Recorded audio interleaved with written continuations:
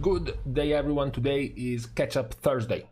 We have gotten quite a few additions and news related to catch-up systems being introduced in the game, either in a hotfix, this reset, or they will be coming live in 9.2.5 when it launches. So let's go over what we have gotten recently that will make the life of primarily your alts easier.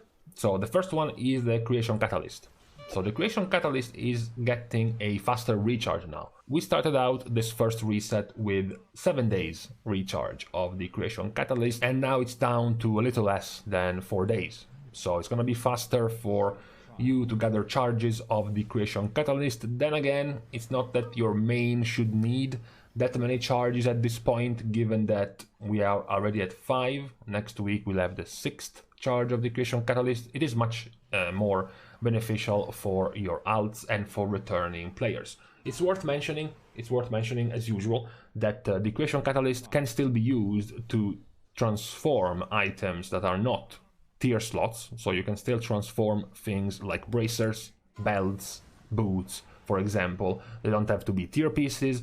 Why would you want to do this though? What's the purpose of that? The purpose of that is that number one, all of these items have a fixed combination of secondary stats. So perhaps as you go and look through the combinations, you discover that while your best secondary stats are crit and haste, you have a shitty pair of boots with versatility and mastery, and you discover that the Creation Catalyst is going to transform your boots into having crit and haste.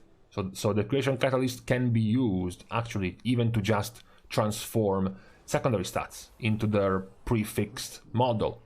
The other thing you might want the Creation Catalyst for is for transmog. Not just the 5 tier pieces of the transmog, but also the other rest of the collection, the boots, the belt, the bracers, the cloak that match your tier set is also something that can be gained while using the Creation Catalyst. So at best on your main, most likely you will be able to still use the Creation Catalyst for things like completing the transmog or getting better secondary stats, or the luckiest one is keeping items that procced with socket or leech or avoidance or speed. The Creation Catalyst will allow you to transform the item while still keeping all of those extra procs. On to the other catch-up system. This one is more PvP focused because Spoils of War is back. So the 40% extra honor gained in PvP and 25% more conquest points gained in PvP.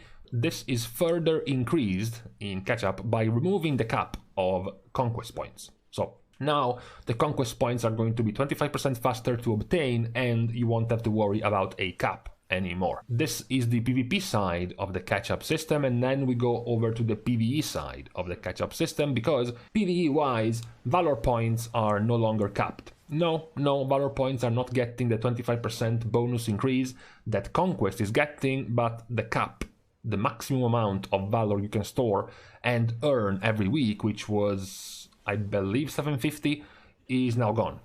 So you're free to do whatever you want with all of the Valor that you gain from Mythic Plus. This is once again not too useful for many main characters by this point, because we have gone through, I think, 8 or 9 resets of the Great Vault, so you have gotten a lot of options of 278 items plus the raid. Perhaps you do mythic, so you get even more 278 pieces.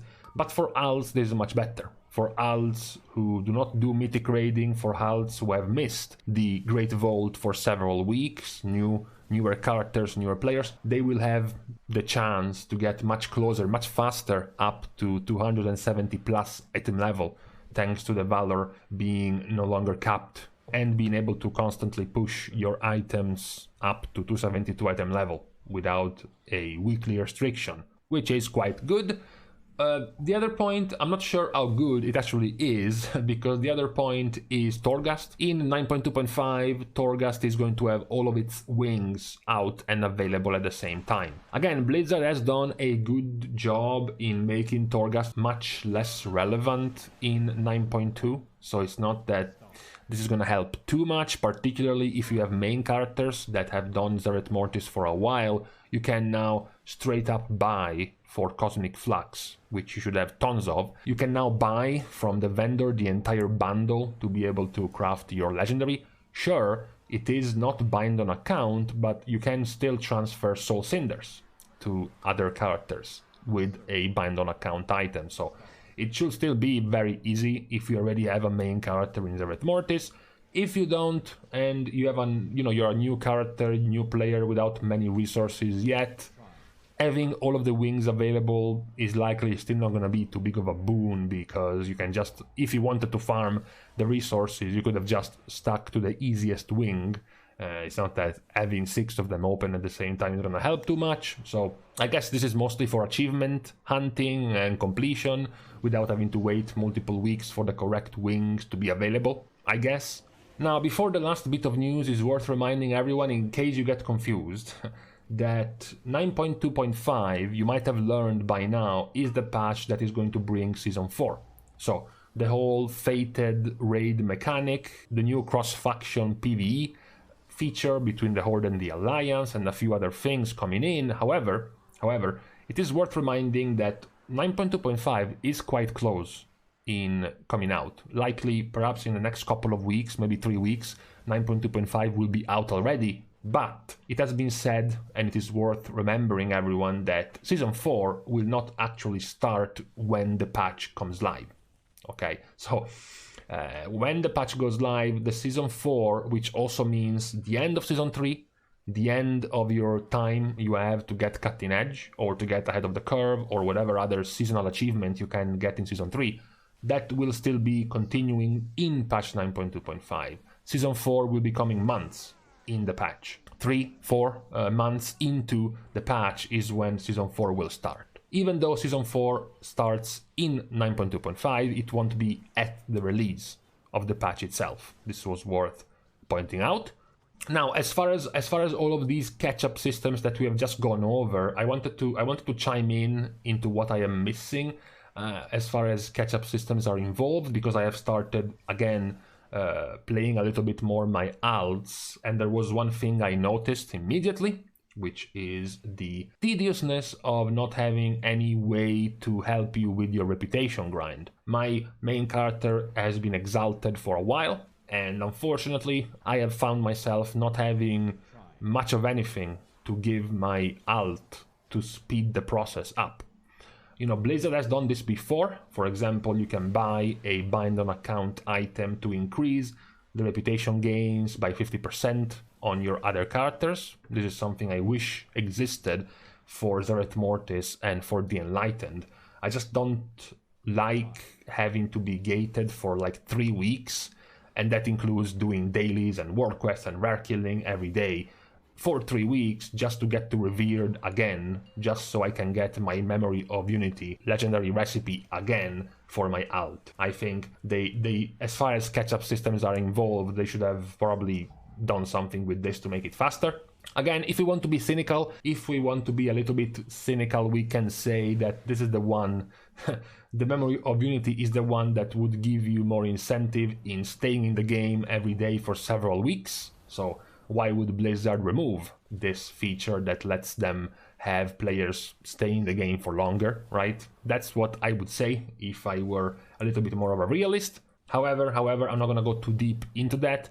We can finish on a sad note. Because this week, this reset right here is the reset where Hall of Fame closes for the Horde. The Horde has reached 100 guilds defeating the Jailer in Mythic, so the Hall of Fame will close, and then of course we have to compare this with the Alliance, who currently has 9 guilds at 11 out of 11 Mythic of Sepulchre. This is the worst of the last couple of expansions. We have never gotten such few Alliance guilds by the time the Horde got their Hall of Fame. To be fair, it's not that the best result was good either, because the best result of the Alliance in the past 4 years was 20 guilds by the time Horde got Hall of Fame. Now it's 9. It's quite bad and sad. We might have our seasonal video about Horde versus Alliance disparity and imbalance.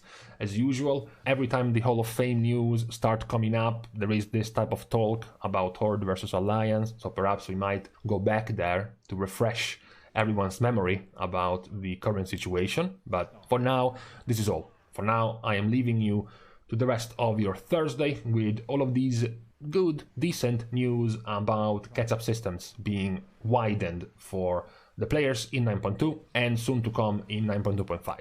So, with this being said, thank you guys for watching the video and for helping to support and contribute to the channel in any way you can, which also includes liking and commenting on the video down below, as well as subscribing to the channel. This one being a pretty good and happy video for Horde players. The subscription button is going to be open to all of my dear Horde brethren.